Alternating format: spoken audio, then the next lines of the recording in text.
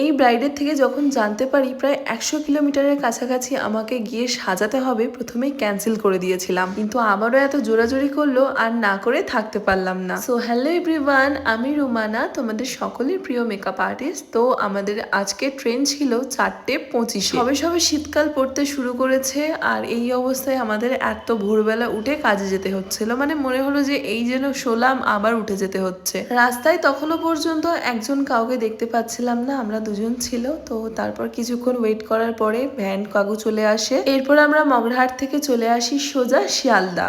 শিয়ালদাতে আসতে আমাদের সময় লেগেছিল ওই 1 ঘন্টা 15 মিনিট। এরপরে আমরা আবার বনগা লোকাল ধরে চলে যাচ্ছিলাম মচলন্দপুরে। তবে ব্রাইড করতে এসে আজকের ভীষণ মজা হয়েছে। আর আজকের শুধুমাত্র আমরা দুজন যাচ্ছিলাম না, আমাদের সাথে কিন্তু ফটোগ্রাফারও যাচ্ছিল। 7:24 নাগাদ আমরা মচলন্দপুরে স্টেশনে নেমে যাই, কিন্তু ওখানে আবার গাড়ির জন্য ওয়েট করতে হয়েছিল 40 থেকে 50 মিনিট মতো। আমি বলছিলাম এতক্ষণে হয়তো আমি বাড়িতে থাকলে ঘুমের দেশেই থাকতাম, মানে একটা ভালো মতো ঘুম হতো, কিন্তু এখন দেখো আমরা এখন কোথায় আছি। গাড়ির জন্য অপেক্ষা করতে করতে সুমু বসে পড়ে এন্ড ফাইনালি গাড়ির দেখা পায়। আবার গাড়িতে বসে ঘুমাতে ঘুমাতে শেষে চলে আসি ব্রাইডের লোকেশনে, প্রায় 5 ঘন্টা মতো পথ অতিক্রম করে। এত ভোরে উঠে গাড়ির মধ্যে একটু ঘুমিয়েছিলাম বলে হয়তো এনার্জিটা ফিরে পেয়েছি, নয়তো আর এনার্জি পেতাম না কাজ করার মতো। এরপর সুমু সমস্ত সেট আপ রেডি করে নেয় আর তারপরে এই যে আমার মোস্ট ফানিয়েস্ট ব্রাইড, মানে কি বলবো, আমি এরকম ব্রাইড দুটো পাইনি। দিদির আজকের ডিমান্ড ছিল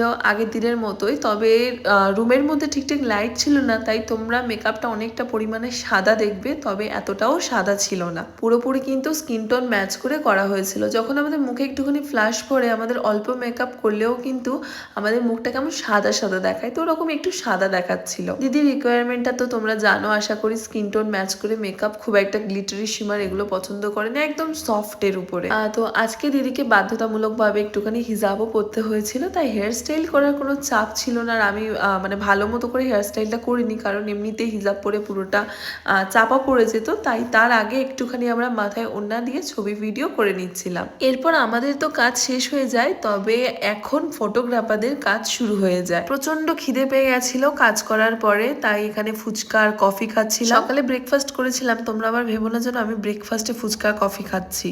অ্যান্ড একটা সিক্রেট বলি তোমাদেরকে, আমি কফি খেতে প্রচণ্ড ভালোবাসি। ওই মুহূর্তে আমি কিন্তু 5 কাপ কফি খেয়েছিলাম। এরপর কাজ করা হয়ে গেলে আমরা দিদিকে টাটা বাই বাই করে চলে আসছিলাম। ভীষণ ভালো লেগেছে আমার কাজ করে, আর আসার পথে কত সুন্দর সুন্দর প্রাকৃতিক দৃশ্য দেখো। তোমাদের এই ভিডিওটা কেমন লাগলো অবশ্যই কিন্তু কমেন্ট করে জানিও, আর ভালো লাগলে আমাকে ফলো করে নিও আরও এরকম মিনি ব্লগ দেখতে। তো তারপর কি তাড়াহুড়ো করে ট্রেনটা ধরতে হয়েছিল, তো চলো টাটা বাই।